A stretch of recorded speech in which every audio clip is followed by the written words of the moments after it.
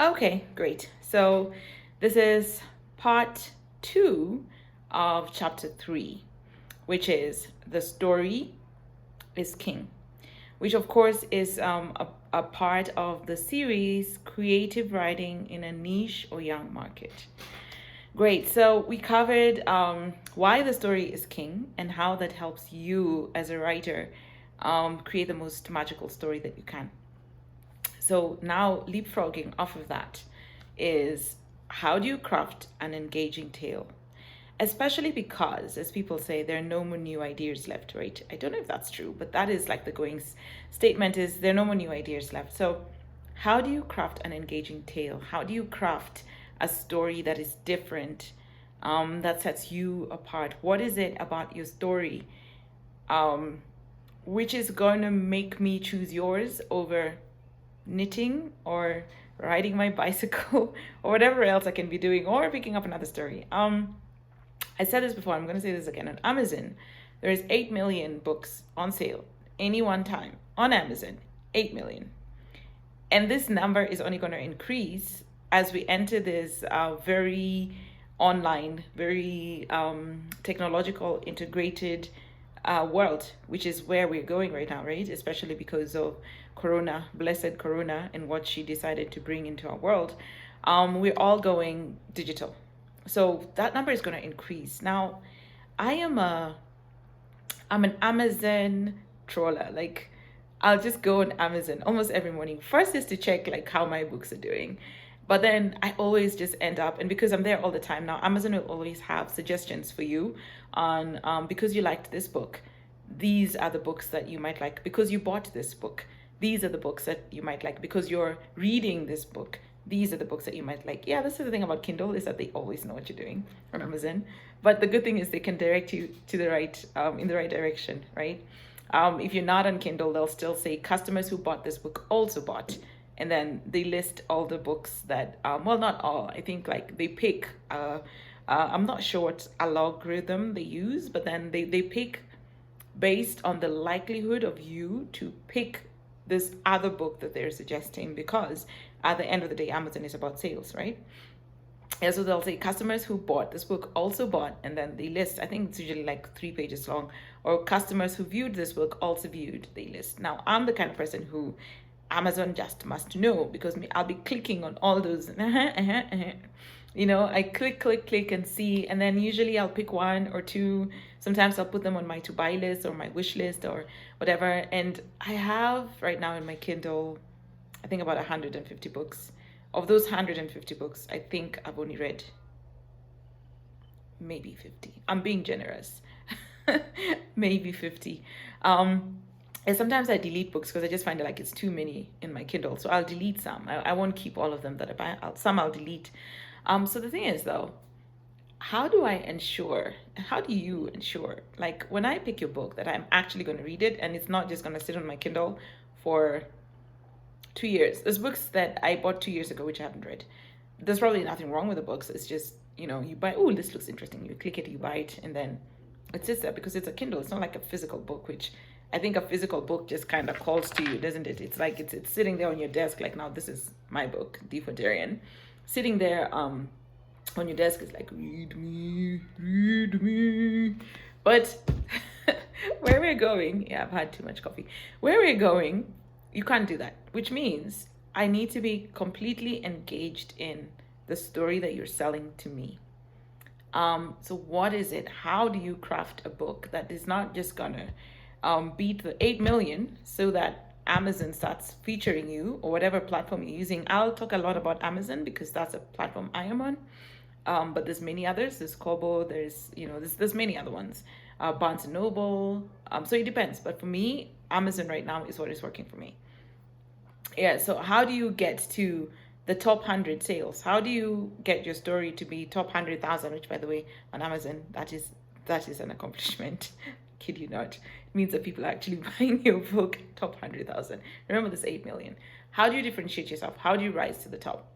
Of course, there's many other things involved, like marketing and driving people and your book cover and your blurb and all these things. But before you get there, You might have the most brilliant book cover, but then a rubbish story, which means the minute I pick it up, I exchange it quickly, refund, send this back and give me back my money. Amazon also very great at that. You will get a refund for whatever book that did not please you. I have done that sometimes. Sometimes I've done that within the first 5 pages. I'm like, nope, not what I thought it was. Sometimes I've gotten half and I'm like, no, I can't. And most times I'll keep the books though. Most times I'll keep the books. But how do you craft a story that is not just a great cover or a great blurb, but is a great story, which I want to keep, and I want to keep rereading and rereading and rereading, which is something that I have done, like with Nalini Singh.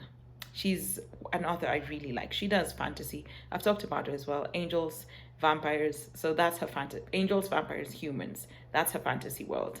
The series that I like, which is called the Guild series. And let me tell you, I picked this book up and I reread it. I was introduced to her, I think I found her, must have been like 5 years ago. But I keep rereading. When I was on holiday in the States, that was 2018. And we were there for, I think, a month. Brilliant, like a family reunion with my sisters and brothers who live there. I read, again, the Guild series from the first book up until, I think, right now the Guild series is, I think, 12 books. So I read like the first 7 books again, or the 7 books of the characters that I liked again. The other day, again, I started just browsing. This is 2 years later. I just thought, ooh, I need me some Raphael. Raphael is like the main angel character. And Elena, those are the 2 main ones that I like. And I just, started reading it again. And so what is it about that story that is engaging? First, fantasy. Now I'm going to go into fantasy. I'm going to use Nalini Singh's book as an example of what is an engaging story. So what I loved about her story is how she has built her world, especially when you're dealing with fantasy, and even more so for us. And now I'm assuming that I'm talking to somebody who's creating from a niche market or a young market. A lot of people don't know our worlds. A lot of people don't know, they don't have the details of where we come from. This is the same if you come from, a small town in the States or UK, or or just you're writing about your little neighborhood, wherever you are. You could be in the middle of New York, but then you're writing about a specific estate or a specific section of world in New York. And people want to be drawn into, why am I reading about your world as opposed to reading about London, another story that's promising me London? Why am I coming to you and not going to London? So Nalini Singh has done this amazing thing. She's taken vampires, which is a market that is really, really flooded, but also very, very popular, because you write a vampire story, you do it well, you will make money from it. I haven't done vampire yet. Will I do vampire? I don't think so, because I don't really think vampires are very African-esque. They probably are. I just have not encountered them in any of our folklore, so I probably am not gonna go vampire. But it's a great genre to be in. So she's picked vampires and angels. Now, I love angel stories. I love angel stories, and I don't mean angel stories. Fantasy angel stories where angels are explained in a different way. So she's picked angels and vampires and humans. And first of all, for me, that was completely unique. So she's built a unique world based on a genre that is very crowded. Angels are a genre on their own, a very specific genre. It's not as broad yet as vampires. I think just because very few people are brave enough to go there. Like, yeah, I'm going to write about angels, but they're evil and they have sex. See, just saying that, I'm sure some people are like, oh my God, about that. I'm sure there's some people right now who have had palpitations. Do not worry, you will not be struck by lightning. It's me who said it. But in Nalini Singh's world, angels are not angels like God angels. They have wings and everything, but then they run the world. The angels run the world, and she does not explain the existence of them beyond the angels. She doesn't go into the God thing. So the angels run the world, and then they're the vampires, and the angels create the vampires, and then they're the human beings, and the human beings are there. And so the hierarchy is angels, vampires, humans, and that's the hierarchy of the world. Though humans can also then hand vampires, but angels are on a totally different realm on their own. So she's gone and created this world, which I found completely intriguing, because I think when I was in the UK, I did write an angel story. I did write an angel. This was a film, which is still sitting on my desk. I need to revisit that for reals. And it was more the god angels that we know, but they were on Earth and there was interaction with human beings. And I toyed with one of them falling in love with a human, and the girl actually did fall in love with him. And then, yeah, I thought, oh my God, I will be struck by lightning in the United Kingdom. And my parents are going to have to find a way to take my body back to Kenya. So I did it sat on my desk, and I did not explore that further, but I want to go back to it now. Anyway, my point is, when you're creating the story of your world, it needs to be something that is unique, something that is engaging, even if you're writing in a crowded market. Like if you're back to the Nalini Singh thing, after she's created this absolutely enigmatic world, what she keeps doing is she keeps unfolding the world. She unwraps the world as you go along. When you start reading the very first one, which is called Angel's Blood, the main character Raphael, and I'm not going to spoil it for anybody who wants to go and pick it. If you love fantasy and you think a little bit outside the box, or you want to be jolted a little bit, pick it up. I love what she does. So anyway, so when you start it out, it feels like the angel Raphael is a very evil character, because they're also very cold. These people they're old, right? They're old. They've been here for thousands of years. And one of the main streams of the main threads in her story is that you get jaded. The older you are, the more jaded you get, because there's fewer things that excite you. There's fewer things that you've seen it all, you've done it all. You've been here for thousands of years. I mean, I'm 42, and okay, I know I've not seen it all, but there's things that I'm going to be jaded about, like, oh my God, here is another one of these, another person like this, another, right? So what part of the stuff that she deals with is being jaded. And so you see what she's doing, like most of the angels are jaded. And then they're only softened when they interact with the human beings, to whom, for them, they feel like the humans are like ants. You're here today, you're gone tomorrow. This is also, a verse in the Bible, isn't it? Right? Like the flowers, here today and gone tomorrow. Our lifespan is so short to them, but then because they see life through the wonderment of a human being who's going to live to be 80, 100 years, they are softened by that, because then their jadedness disappears.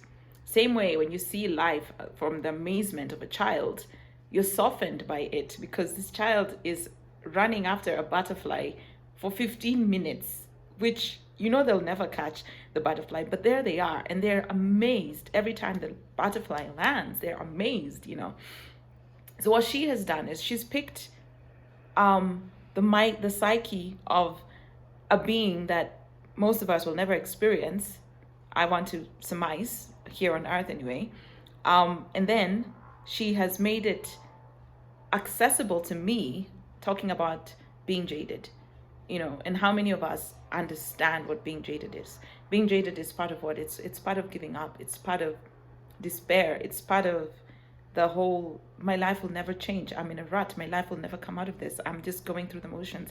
It's an emotion we understand, and so she's picked a very popular genre, and she's picked a mindset of an ethereal being that we don't quite understand, but she's brought that being down to us by using a very human emotion. So you keep going back to the book, and you don't always understand, why am I back to the book? And layered with this jadedness of Raphael is a bordering cruelty, which has come from the fact that he has lost part of his soul. He's lost his ability to feel. And that brings cruelty. But then that is softened by Eleanor when she walks into his life. Again, these are very human concepts, but they're embedded in a world that amazes us, because who doesn't want to read more about angels, right? Interacting with humankind, something that is not commonplace in our current generation. So who doesn't want to read about that? But then when you go in, she grounds it with everyday human emotions. She grounds it with love. She grounds it with Eleanor and her, who is a very strong woman, but inside there's parts of her that are broken.